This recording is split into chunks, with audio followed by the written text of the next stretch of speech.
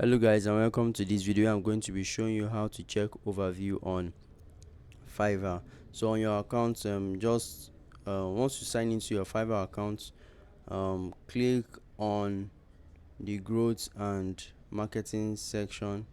You can see this level overview.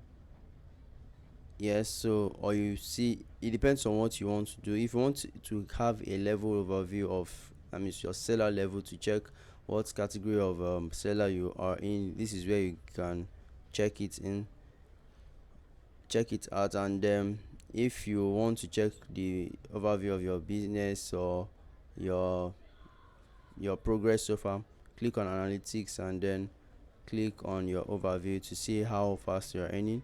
So you can see that I have I've done nothing since. So this is this is this is mine for the last 30 days. This is a new account and I have not had special time for it. So so this is how to get to your analytics, where you can analyze your sales, your cancelled orders, your completed and your new orders. A special graph would have been shown here if there were any active orders, or maybe I'll make a video when I have something here. And that's it guys. So you can see your overview, you can check whatever. You can set your dates here for last 3 months, 30 days or yearly.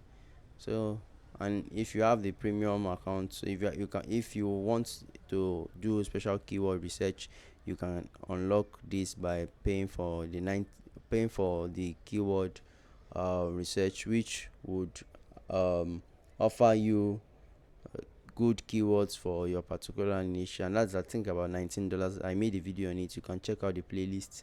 And so that's it guys. If you've enjoyed this video, let me know what to think about it in the comment section, and I would see you in the next one. Have a great day guys.